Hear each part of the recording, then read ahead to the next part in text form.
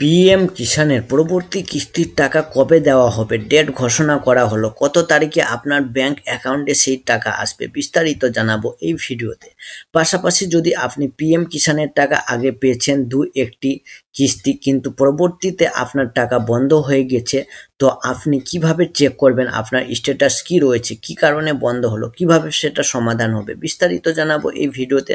সম্পূর্ণ ভিডিওটি দেখার অনুরোধ থাকলো এবং চ্যানেলে যদি নতুন হয়ে থাকেন তাহলে অবশ্যই সাবস্ক্রাইব করে পাশে থাকা বেল আইকনটি ক্লিক করতে ভুলবেন না এবং বন্ধুদের সাথে এই ভিডিওটি শেয়ার করতেও ভুলবেন না। তাহলে স্টার্ট করি। আপনাদের পিএম কিষাণের নেক্সট ইনস্টলমেন্ট অর্থাৎ 16তম কিস্তির টাকা দেওয়া হবে। 9 কোটি কৃষকদের অ্যাকাউন্টে সেই টাকা আসতে চলেছে 28শে ফেব্রুয়ারি 2024 বেলা 12টার পর থেকে সেই টাকা দেওয়ার কাজ শুরু করবেন প্রধানমন্ত্রী। তো 28শে ফেব্রুয়ারি 2024 আপনাদের যারা বেনিফিশিয়ারি রয়েছেন অর্থাৎ যারা পিএম কিষাণের টাকা পাচ্ছেন তারা এই টাকা অতি সহজে পেয়ে যাবেন, কোনো অসুবিধা হবে না। পিএম কিষাণের ওয়েবসাইটে এসে আপনি দেখে নিতে পারেন এখানে 16তম ইনস্টলমেন্টের যে পিএম কিষাণের স্কিমের সেটা 28 ফেব্রুয়ারি 2024 দেওয়ার কথা ঘোষণা করা হয়েছে। সর্বপ্রথম আপনাদের চলে যেতে হবে পিএম কিষাণ ওয়েবসাইটে। পিএম কিষাণ সম্মান নিধি যে অফিসিয়াল ওয়েবসাইট pmkishan.gov.in, এই ওয়েবসাইটে চলে আসতে হবে। ওয়েবসাইটে আসার পর এইখানে দেখবেন আপনার 5 সাল পর্যন্ত দেওয়া হচ্ছে, অর্থাৎ 6000 টাকা প্রতি সাল দেওয়া হচ্ছে। তাহলে আপনাদের কিভাবে চেক করবেন সেই টাকা আপনাদের ব্যাংক অ্যাকাউন্টে আসবে কি না? আপনার যারা পাচ্ছেন তাদের ঠিক রয়েছে, আর যারা পাচ্ছেন না তারা কিভাবে চেক করবেন? সর্বপ্রথম আপনাদের pmkishan.gov.in ওয়েবসাইটে যেতে হবে। যাওয়ার পর ইকেওয়াইসি বলে অপশন রয়েছে, এখানে ক্লিক করে নিতে হবে। ক্লিক করে দেওয়ার পর এখানে আধার নাম্বার সার্চ করবেন। যদি দেখায় আপনার ইকেওয়াইসি অলরেডি ডান বা অলরেডি সাকসেসফুল, তাহলে আপনাদের আর ইকেওয়াইসি করতে হবে না। যাদের ইকেওয়াইসি করা নেই তাদের ইকেওয়াইসি করতে হবে। আগে আমার ভিডিও দেওয়া রয়েছে কিভাবে ইকেওয়াইসি করতে হয়, সেখানে আপনারা জেনে নেবেন। আরেকবার আমি বলে দিচ্ছি, যাদের ইকেওয়াইসি করার নেই আপনারা আধার নাম্বার দিবেন, সার্চ করবেন। সার্চ করে দেওয়ার পর মোবাইল নাম্বার দেওয়ার ঘর থাকবে, এরকম ঘর থাকবে, সেখানে মোবাইল নাম্বার দিবেন। মোবাইল নাম্বার দিয়ে আবার সার্চ করবেন, ওটিপি যাবে 4 সংখ্যার সর্বপ্রথম ওটিপি যাবে। আবার সার্চ করবেন, সার্চ করে দেওয়ার পর আধারের সাথে মোবাইল যে নাম্বার লিঙ্ক রয়েছে সেই নাম্বারে ওটিপি যাবে, সেটা দিয়ে ক্লিক করবেন। ক্লিক করে দেওয়ার পর আপনার কাজ শেষ, আপনার কাজ ওটিপি সাকসেসফুল বা ইকেওয়াইসি সাকসেসফুল অপশন চলে আসবে।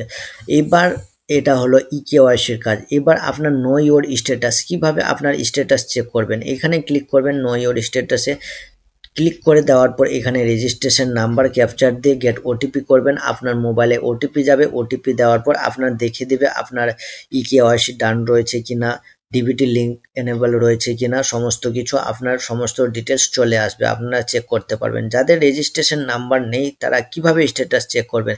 এখানে দেখুন নো ইওর রেজিস্ট্রেশন নাম্বার বলে অপশন রয়েছে, এখানে ক্লিক করবেন। ক্লিক করে দেওয়ার পর মোবাইল নাম্বার এবং আধার নাম্বার দুটো অপশন রয়েছে, আপনারা মোবাইল নাম্বার দিয়ে ক্যাপচার দিয়ে চেক করতে পারেন অথবা আধার নাম্বার দেওয়া রয়েছে, আধারে ক্লিক করবেন। ক্লিক করে দেওয়ার পর আধার নাম্বারটি ইনপুট করবেন। এইখানে যেই নাম্বারটি শো করছে সেই নাম্বারটি এখানে ক্যাপচারটি ফিল করতে হবে। আপনাদের যেই রকম ক্যাপচার রয়েছে সেই হিসাবে আপনাদেরকে ক্যাপচারটি ফিল করতে হবে। ফিল করে দেওয়ার পর গেট মোবাইল না করবেন। মোবাইলে একটা ওটিপি যাবে। ওটিপি যাওয়ার পর আপনার ওটিপি চলে যাবে। ওটিপি যাওয়ার পর আবার নেক্সট বলে অপশন থাকবে, সেখানে ক্লিক করবেন। আবার ওটিপি গিয়ে ভেরিফাই হবে, তারপর আপনার রেজিস্ট্রেশন নাম্বারটি চলে আসবে। রেজিস্ট্রেশন নাম্বার আসার পর আপনাদের আবারও আগের ওয়েবসাইটে চলে যেতে হবে, pmkishan.gov.in, এই ওয়েবসাইটে চলে যাবেন।